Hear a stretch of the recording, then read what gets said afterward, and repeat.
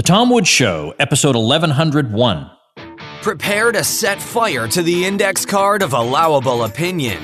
Your daily dose of liberty education starts here. The Tom Woods Show. Folks, in 2018, more people than ever are going to be starting up a side hustle online. I know how to do this, and I'll show you step by step exactly what I do in my free ebook, 5 Paths to an Online Income. Grab it over at pathstoincome.com. Hi, everybody. Tom Woods here. We are talking about guns today, and in particular, we're talking about school shootings and what might be done about them. And we're talking about this with Larry Correia, who was recommended to me by somebody in my supporting listeners group. So thanks to all you folks from supportinglisteners.com. I always get great ideas from you, and I'm very, very glad to be talking to Larry because in addition to being a New York Times best-selling author of many, many books, by the way, he's known for his Monster Hunter and Grim Noir Chronicles series in particular. He also has an interesting background when it comes to guns and firearm instruction. And we're going to talk to him about that. So he's very, very knowledgeable about this, and he also knows the arguments with regard to gun control, pro and con, and he's written some really, really good stuff on the subject. So he's a polymath, you might say, and I'm just delighted to welcome Larry Correia to the show. Larry, thanks for being here. Hey, thanks for having me on. You are quite a successful and prolific novelist, and yet here you are on my podcast talking about gun rights. How is that coming about? Well, back before I became a writer, I was in the gun business for many years. My background, I was an NFA dealer. I was an SOT. I owned a gun store in Utah. I was a concealed weapons instructor for about a decade. I taught a lot of people, did a lot of training, loved competition shooting. I wrote nonfiction for gun magazines, that kind of thing. And one of the things that I started doing many years ago, back when I was still a concealed weapons instructor, was I taught school teachers and school employees and college students for free. It was my personal philosophy was my state, Utah, allowed concealed carry in school. And so I started teaching these people. So I figured I wanted more people with skin in the game. Firearms instructors, we've got kids in school too. So I started training people. And then a few years ago, back in 2012, I wrote a big article about my experiences doing that in the aftermath of Sandy Hook and explaining the concept of armed school teachers or allowing concealed carry in school. And it went viral. It blew up kind of huge. And a lot of people read that. Well, a couple million people read that. And so that's how I've kind of wound up on various gun podcasts ever since. Well, this article you wrote, you've written a number of pieces on gun control, but somebody sent me this one, and then I'm going to link to it at tomwoods.com/1101. And then you told me before we started that within a very short amount of time, it had been viewed 1 million times. That's unbelievable. Yeah, well, it just kind of struck at the right time. And also, I think part of it was people really do want, they want to stop this kind of thing. They want to stop this kind of thing. But most of the solutions that are bandied about are nonsensical. All they do is infringe on people that obey the law and do nothing to stop the people that don't. So I was proposing a solution that is quick, easy, free, and available tomorrow. And I know that there are actually, I probably can't talk about who has called me about this, but over the years, I've talked to a lot of different legislators from a lot of different states who've contacted me about trying to get this in their own states. I know a lot of school districts, depending on how the state is structured, a lot of school districts have adopted allowing concealed carry in their schools. I've talked to sheriffs that have deputized people in order to get around their state laws, and it's all basically it's just in order to install speed bumps. It's no different than having a fire extinguisher or a seatbelt. They don't prevent accidents, but once a bad thing is happening, they help. And that's all we're trying to do here. And I was just trying to spread information about it, and it's worked for us in this state for a very long time. Tell people which state that is. Oh yes, I'm in Utah. Okay. The way our concealed weapons law is set up is back in I believe it was the mid 90s or so, when our concealed weapons licenses went into effect here. The way it read, it was okay for state employees or school employees to carry a gun. Yet most of the places they worked for, the school districts would fire them if they found out. So it was okay in principle, but not in practice. Then we had an attorney general in the early 2000s who basically threw down with the governor because the governor would fire state employees if he found out they were carrying the work. And his point was, and the attorney general said, look, we're a state entity. We must obey state law. And so there's a big battle between the attorney general and the governor, and schools got roped into that too. And so basically all it is now is the way our concealed weapons licenses are set up is that you are allowed to carry a firearm if you have a valid permit at your state job or at your school job. And so a lot of people think that we're talking about mandating teachers carrying guns. No one is asking for teachers to carry mandatory. It's not for everyone. It's a thing that's for certain people who volunteer for it. But we've got these teachers that they were carrying guns literally everywhere else except for work, because work is a gun-free zone. So this went into effect, and we've had teachers carrying guns now for, I don't know the exact date this went into effect, but probably about 15 years now, I'd guess. And we also have this on universities, the state universities. Private schools, it doesn't matter. They're a private entity. They can do what they want. But the state schools, our universities have to obey this also. When I first got involved in gun rights, they brought me in as a concealed weapons instructor, and I testified against the University of Utah at our state legislature because they were attempting to circumvent this law. They were attempting to put special gun bans into place to keep guns off of campus. And we beat that pretty thoroughly. And so ever since, Utah has allowed guns in school. All right, I got a bunch of questions to ask you about that, because the students these days are out there protesting and having demonstrations. And what's odd to me, but I guess it shouldn't be, is that their immediate instinct is to think the federal government should solve this problem. Instead of saying something like, how about the school administration take a look at what our security options are, which would be how normal people would respond to a situation like this. Look at the local institution and say, what can you do? Like if there were a mass shooting in Walmart, nobody would think we got to go to the federal government. We'd think Walmart better beef up its security or figure out how to handle this. So first of all, they're looking in the wrong place. But one of the pushbacks against the type of thing you're suggesting is that if a teacher had a gun, then wouldn't it be easy, relatively speaking, with a gun in the classroom for a student to grab it, and then you have more episodes? That's what I've heard. Yeah, they throw out a lot. I call it the Dracula writing Godzilla defense. And what I mean by that is any scenario that you postulate, they will postulate a worse scenario that's a no-win. So the teacher will have a gun, but the student will just take it away. Or you won't be attacked by just one crazy guy. You'll be attacked by 10 crazy guys. And you can't possibly stop that, so why bother even trying? And so the next thing you know, you're having a defense against Dracula writing a Godzilla, and it's basically impossible. So, but in reality, when we actually look at how this is unfolded, the beauty of concealed carry is that no one knows who's armed. You have the firearm on your person, but it's hidden. And like I said, once again, it's not for everybody. It's voluntary, so it's for people who are willing to put in the effort to learn how to do this correctly. Concealed carry, your gun doesn't really get snatched. It's not out there in the open. You don't telegraph that you have it. Cops are more likely to have their guns snatched than a concealed carry person because the gun is out there in the open. That's why cops carry in retention holsters and are trained on how to retain their firearms. So for the first part, no one's going to know the teacher has the gun. And second off, most kids aren't trying to snatch guns from teachers anyway. And let's be honest, the kids that are going to do that are the ones that are showing up armed anyway. And they're bringing their own from home. So it's kind of one of those non-arguments they can just throw at any horrible scenario. I had one today where they said that, well, your pistol will do no good when the bad guy has a rifle. And I can tell you for certain, as a guy who's done training and as a guy who's played the bad guy, that is very much not true. You enter a room and someone starts shooting at you, I don't care how you're armed, it messes up your plans. And also what we've discovered with these guys is the best way to stop the event once it's in process is an immediate violent response. Usually what happens is that bursts their fantasy bubble, and they'll either hunker down and stop killing people, or they'll surrender, or oftentimes they'll kill themselves because their fantasy has been ruined once they meet violent resistance.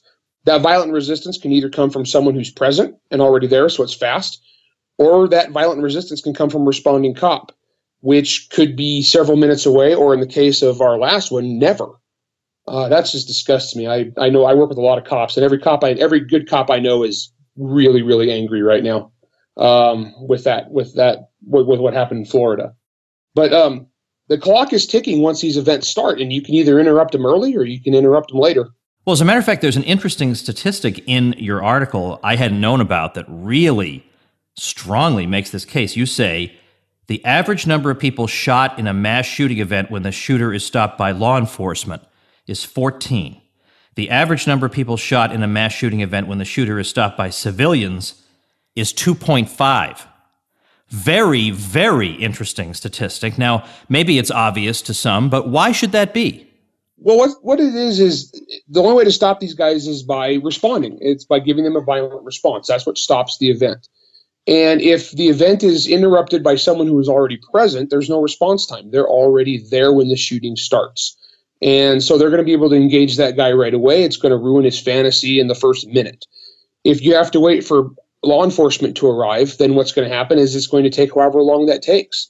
Good police response time in America is in like the 4-minute range. But as we saw in Florida, you can have terrible police response time and the guy will sit outside in his car. So really, the clock is ticking when these things happen. And the longer they have to act uninterrupted, the more people they're going to harm. I know of so many scenarios that never, ever make the news. Back when I was instructing, I retired in 2008, so I am out of date.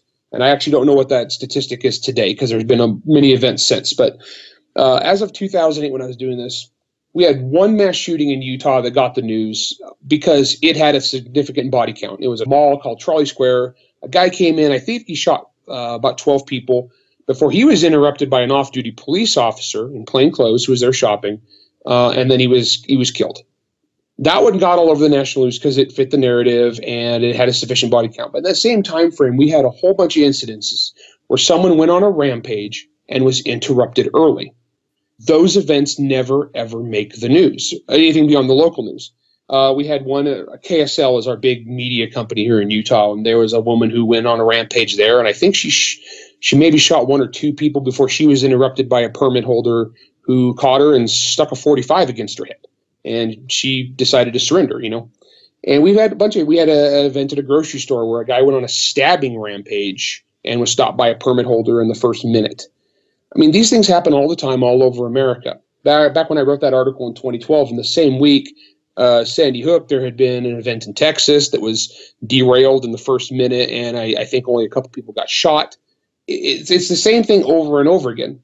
Guns are not perfect. They aren't going to stop these events from happening, but a fire extinguisher doesn't stop fires from happening either. It just helps you deal with the damage faster than waiting for the fire department. It's the same thing with applying CPR or doing first aid. It's not as good as a trauma surgeon. It's not going to cure the problem, but it can save lives. Concealed carry is no different, and it's all about how long it takes for us to get a response there. And if that response comes from us, we're better off. If a response comes from outside, we have to wait for it. It's really simple. It's just simple math. Well, what does CCW stand for? Is it concealed carry something? Yeah. Carry of a concealed weapon. And so it's usually okay. Yeah, it's shorthand, abbreviation. Like many states, it's actually CCL, concealed carry license, or something of that nature. Just CCW is kind of internet shorthand mostly. Okay. So I want to read a paragraph from your piece. You say, over the course of a couple years, I taught well over $20,000 worth of free CCW classes. I met hundreds and hundreds of teachers, students, and staff. All of them were responsible adults who understood that they were stuck in target-rich environments filled with defenseless innocents. Whether they liked it or not, they were the first line of defense. It was the least I could do. Now, that is, I think, a common sense way of thinking about it, that this is the situation we're in. Who knows how or why we got here? We didn't have, well, now I'm getting off on a tangent, but we didn't have school shootings in the 1950s. That's an interesting thing, where guns were much more readily available even in the schools. I mean, there were rifle clubs, people brought guns to school. It never even occurred to anybody that there would be a mass shooting. Just the other day, the Orlando Antifa group tweeted out the claim that maybe the reason we have these mass violent episodes is the patriarchal, hyper-masculine culture in America. And I said, okay, then why didn't we have more shootings in the 1950s? No response, because there is no response to that answer. Yeah, if anything, we were far more hyper-masculine in the 1950s than we are now. Right. Honestly, there's a wide variety of causes. And the thing is, if it's not one cause, it's something else. And everybody has their different cause. Some people are just straight up evil. So, I mean, then again, you have terrorist events where they do have a very direct motivation. Sometimes it's a revenge thing. Sometimes it's just the breakdown of the nuclear family, or this person wasn't hugged enough as a kid. I mean, I don't know what it is, but what matters in that moment is stopping them. Right. Right. That's one thing I've had this argument a lot with people lately. They always come back to me and say, well, you want to do this, but that's just a Band-Aid. That doesn't stop the underlying root cause. Well, the underlying root cause is that some people choose to do evil. And, Jesus Christ and Buddha weren't able to get people to stop being evil. I don't know what they expect the government to do. But also banning guns is also a Band-Aid, because that doesn't get to the underlying cause is not the prevalence of guns. The underlying cause is that somebody's deranged enough to want to do this. True. Also, if you look at it, honestly, all around the world, there are events like this where there are mass killers because they're trying to make some sort of statement, and they're not always with guns. In places where there aren't guns, how many times have we seen now from Japan and China where there have been mass stabbings where they've killed 20 plus people with knives? We have bombs all over the world where you can't get guns. You use bombs. Bombs are easy to make. Anybody who does basic chemistry can figure that out. We have trucks now as the new favorite. We've seen that all over the world. We've seen that repeatedly in European countries that have extremely strict gun control. You get a big truck and you drive it through the mall. And so it's all, people get hung up on the tool because they want something easy to blame. They want an easy solution. And there is no one easy solution. And plus, banning guns in America is fundamentally logistically impossible at this point. And the way technology is going with 3D printing and home machining, forget about it. Even more impossible. I mean, we import into this country millions of tons of drugs. And I mean, I'm sure if the government put their mind to it and ruined our freedoms and threw millions of us in prison, that we could probably create just a bustling gun trade as we have a drug trade. And it would accomplish nothing. Because the people that want to inflict mass casualties would just get a Ryder truck and fill it with ammonium nitrate fertilizer. I mean, we've seen this everywhere over and over again. Right. So again, if you're looking for root causes and stuff, the idea that it just goes to show the incompatibility of the claim that we have to get to the root of this, but then all they want to do is get rid of the implement, as if the implement is the obstacle standing between a lunatic and a terrible outcome. Yeah. He'll come up with another implement. Now, there are other theories, too. I mean, there are questions about the types of drugs some of these people are taking that may lead to this kind of behavior. But you do get, well, I have a couple of devil's advocate objections, though, I want to throw at you. Sure. In a lot of states, you would find, we all know what the political leanings in general of most school teachers are. It's not very subtle or difficult to uncover. So I wouldn't be surprised if I found a number of school systems where there wasn't a single teacher who would volunteer for this, and in which they would ostracize anybody who volunteered. That is very possible. And unfortunately, once again, I'm an advocate of freedom and volunteering. I don't want to force anyone to do anything that's against their will, and that's on them. That said, I would be shocked if that was the case. What I found in even the bluest of blue states, there's always somebody there, and odds are they would need to keep it secret.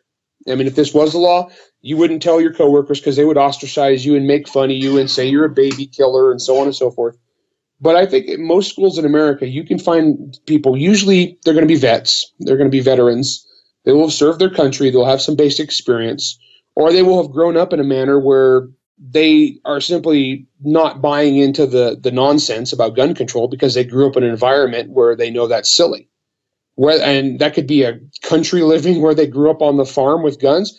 Or on the other hand, I've seen this a lot. They grew up in the inner city and they understand how gun control actually works, where only the bad guys have guns. And I'm pretty sure that you could find someone. And the thing is, if there's not anyone there, that isn't ideal. But the thing is, if the mass shooter knows that this is no longer a gun-free zone and knows there might be someone there, that might cause them to pick a different target or might cause them to do something entirely different. You notice these guys always attack gun-free zones. They never roll up and attack a police station. Well, I mean, okay, there's a couple instances where where really motivated bad guys have attacked cops directly, armed people. But these people, very seldom do they ever attack places where people are able to fight back effectively. They always attack places where people aren't armed. They strike against schools, gun-free zones. They strike against political rallies, gun-free zones. They strike against malls and shopping centers and movie theaters that have signs on the door saying no guns allowed. Earlier, I mentioned our mass shooting here in this state, and very specifically on the door of that mall, they had a bunch of rules, and one of the rules was no firearms allowed. And it's just the nature of things. These violent predators are looking to make a statement. They're looking to kill as many people as possible. They're not looking to get shot. So they're going to go where there's no guns. And so even if you don't get a single teacher in your blue state, blue school district to sign up, they're still going to think there might be. Because once again, you don't advertise. You don't say who does and does not. Right. So nobody's going to know. Yeah. And then again, also, I've been surprised. I've taught over the years some people that really shocked me that do not share my politics at all, yet they still reach across the aisle in that they don't want to be defenseless. I've taught some little blue-haired lunch ladies over the years. And I have taught people from all different walks of life. And because self-defense is a fundamental human right. It belongs to all of us. All right, how about this? Assault weapons is what people say. We need to get rid of so-called assault weapons, or we need to have super-duper restrictions on them, or age restrictions on people getting guns and whatever. And maybe that would have prevented this outcome. Because what they would say is this idea that we're going to have guns available in society, and there's a possibility that somebody could get into a school, but then what we'll do is we'll have more guns in the school. We'll have the teachers have guns. I think some of these people would say, well, that's convoluted. Why don't we go the more direct route of trying to limit the supply of guns, particularly in the hands of crazy people? So what we'll do is we'll restrict certain types of weapons, and we'll try and make it so that you have to be a little older to get them. What about that solution? Yeah, I went through that in great depth on my blog because what it comes down to is there's a few steps to this. It's how serious they want to go. And at the low level, they talk about just banning an assault weapon. So the first question I have for them is, okay, define assault weapon. What does that mean? And they say, well, everyone knows what it means. Well, but you can't write law based upon feelings. You need to give me specifics as to what things make something an assault weapon and what things you intend to ban by law. Because what they don't realize is we have done this before. We have banned what they considered assault weapons. We did so for 10 years. Back under Bill Clinton, and that law sunsetted under George Bush. And they studied it extensively. The Justice Department studied it. Everybody studied it. And it made absolutely no difference. So, I mean, they could add more features. They can declare different things. People always bring up the AR-15 because it's AR-15s that get used in these crimes. But the thing is, that's also because the AR-15 is the single most common gun in America now. It'd be like drunk drivers often drive Fords. Yes, Fords are very common. So the thing is, if you want to ban something specific, you got to decide what you're going to ban. But really what it comes down to, and I go into this in great detail in that article, there's not a lot of difference between these firearms and what they would not consider a firearm. They're mostly cosmetic features. And then there's a few specific things like being semi-automatic or taking a detachable box magazine that basically encompasses most guns and really encompasses almost all guns that are used for self-defense. And what happens then is if you're banning all those, you're basically banning the idea of armed self-defense. But let's go ahead, let's take this further. Let's say that a lot of people want to ban guns entirely. All right, fine. Now, the problem there is technologically and logistically, it's impossible. Plus, that's a line that a lot of Americans are not willing to cross. And if you do so, people are going to resist. Like, for example, New York has an assault weapons ban. And this is New York, one of the bluest blue states in America. It's absolutely politically dominated by New York City. And even in New York, the compliance rate on this, I mean, of course, no one knows what it is for sure, but the estimated compliance rate on this is minuscule. It's like 5% of gun owners are actually complying with this law. And that's one of the bluest states in America. What do you think is going to happen when you tell people of Texas or Wyoming or Alabama that they have to turn in their guns? It ain't going to happen. I mean, there's only 700,000 cops in America. And honestly, half of those are on the gun owner's side. So I don't know who they think is going to go door to door, kicking doors in to take these guns from people. And I see people were like, well, the government has drones and tanks and bombers, and they'll just no, that isn't going to happen. These are the same people that got upset about rules of engagement in Iraq and Afghanistan, but all of a sudden they're willing to carpet bomb Dallas. I mean, basically they're looking at a logistical impossibility. And it's also coming from the same people that love things like sanctuary cities, or they love states having medicinal marijuana in defiance of the federal government. Yet they seem to think that it's going to easily work the other way and everyone's just going to comply and turn their guns over. They're not going to. And if you push it, it will turn ugly. And I think most reasonable people understand that. Because, sorry, go ahead. Well, I was going to say, I just saw today, I can't remember where, but somebody was pointing out that on Twitter, which must be a horrible place to be these days. I can't imagine it. But on Twitter, I left a couple years ago when I found out I had been shadow banned. Oh, funny. Yeah. I mean, I'm on there because I might as well. It's a free outlet, but good. And sometimes when I take on crazy people, it becomes good fodder for my emails to my email list. So that's at least something. But I guess you can find a number of people who, when being told, look, there are short-term and potentially long-term practical steps you can take to beef up security in schools, they outright reject this because they say, well, we're waiting for gun control. So in other words, we're going to keep the kids vulnerable for the time being until we get the political solution we want, a political solution that is almost certain to fail, that we're almost guaranteed not to get. Why are these the great moral exemplars for all of us when they have no interest in doing any practical thing in the immediate term other than sit and wait for legislatures to do something? What kind of an idiot recommends that? It's a very smug and disingenuous method of arguing, in that they set themselves up as if they have the moral high ground because they're proposing a magical feel-good solution that will never work in the real world. Yet because of that, they think that they're the better person. I propose a nitty-gritty solution that's available tomorrow, and it's free. They hate it because it goes against their fundamental worldview, even though all the evidence on this shows on my side that it works fine. And the problem is, though, it's a religious thing for these people. And they take the moral high ground. They can state whatever they want as if it's fact, and anything we say, obviously, well, we hate children and want them all to die. It doesn't matter how many thousands of my hours of time I donated to training people and helping people, I'm still the bad guy. Because I've had people told this, by teaching armed self-defense, I was victim blaming. I was putting the onus upon the victims, which, if you think about it, is a childish and asinine argument, yet that person would immediately claim the moral high ground. And this is actually coming from another famous science fiction author. Now that was a good one. But I embarrassed him pretty thoroughly. Yeah, see, so they declare these things, and I say, whenever people tell me stuff like this, is I always tell them, I can't wait for a unicorn to slide down a rainbow and give me world peace, because that's about as likely. And it's funny because they will throw out the most asinine arguments ever, and I see all this obfuscation. Like the one I've seen recently is a lot of people say, well, now they're trying to make it mandatory for teachers to carry guns, and then they go through all the reasons that that's absurd. The problem is that's a straw man argument, because I've yet to see anyone seriously on my side or any serious legislator saying make it mandatory.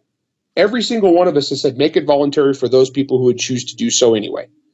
Yet they create a straw man and they argue against this false straw man, and then they declare victory.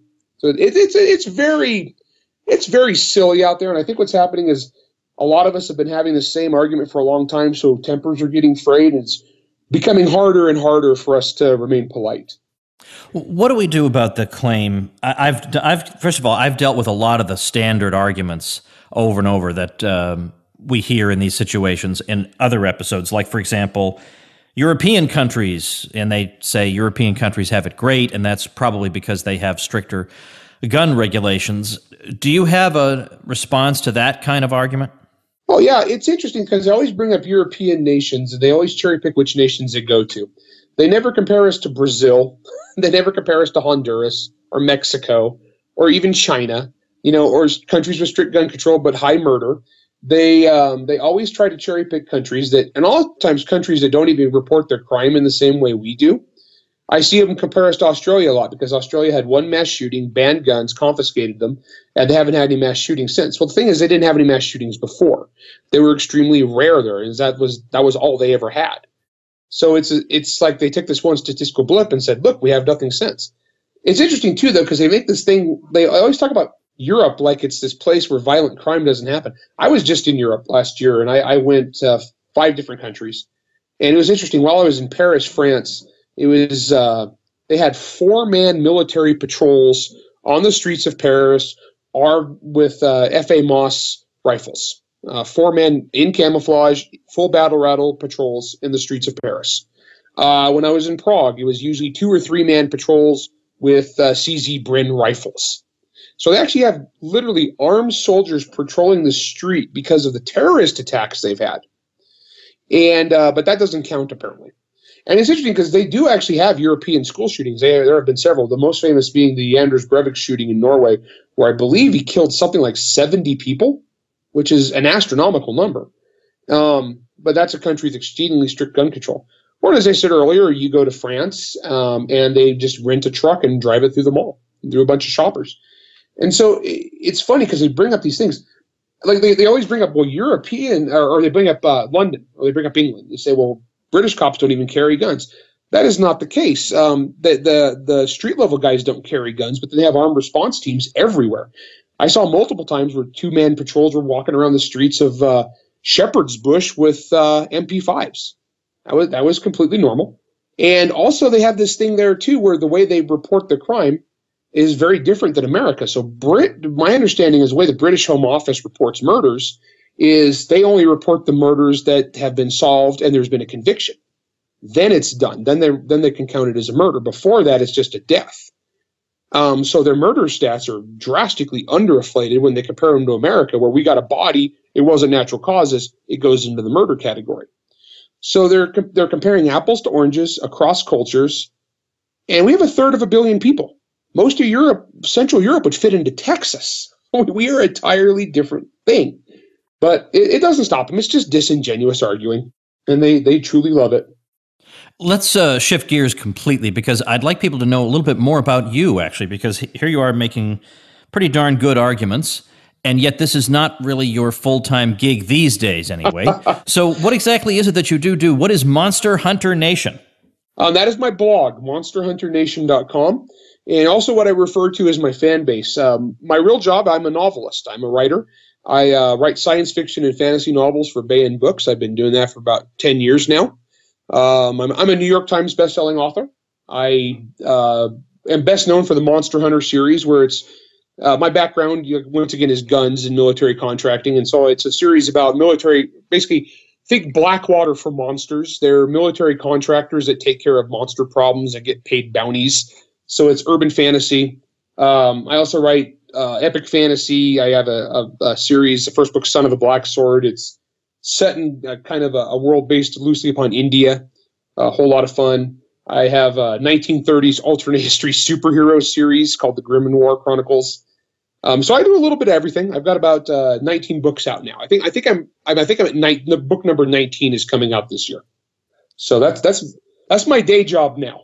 That's absolutely amazing, and you're able to make a living at it, which makes me want to talk to you about all different things that I better control myself, or we could easily do another episode on it. But it's very rare to come across a full-time writer who really makes a go of it. As I said before we went on, anytime I tell somebody I'm an author, the person in the back of his mind is thinking, oh, you mean unemployed? And, actually, I've sort of made a go of being an author, as it turns out, but it's not easy. No, it is not easy. It's challenging. It took me several years to get good at it, and that's actually when I retired from my military contracting job. About 5 years ago, I've just been doing this, and I'm doing rather well, actually. And it's a lot of fun. And it's funny because I started out and my initial audience was a bunch of gun nuts, because I was a moderator on a couple different gun forums. So the very first place I ever sold one of my books was on internet gun forums to other gun nuts.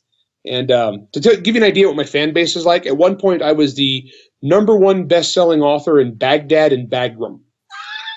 Wow. I can't claim that. So, I mean, it just gives you an idea what my fan base is like. Big action adventure, and I get all the technical stuff correct. So it's a lot of fun. It's a really fun job, and I invite people to check out my stuff. And we have a big active Facebook page with a bunch of fans, and invite people to check it out. And like we like to say, we're a gun club with a book problem, or a book club with a gun problem. Well, either way, sounds good to me. MonsterHunterNation.com is the site. I'll link to that at tomwoods.com/1101. And then after you and I finish, I'll ask you to give me a few titles in particular that you'd like me to link to, and we'll put those up on that page as well. Of course, we're also going to link to your article on guns.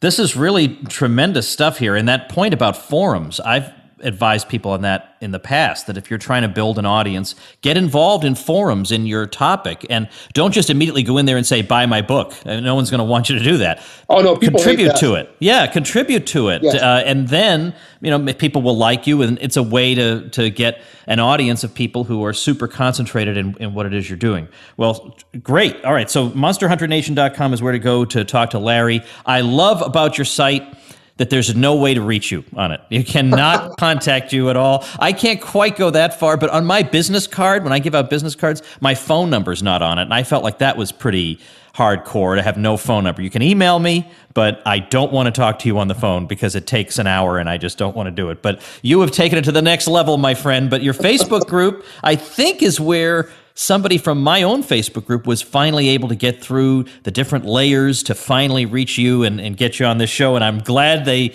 somehow navigated it, but I don't recommend others try that. Don't try that. I didn't do that at first. I did that after many years because what happened is I got to the point where a big part of my day-to-day activity was responding to emails and messages from people.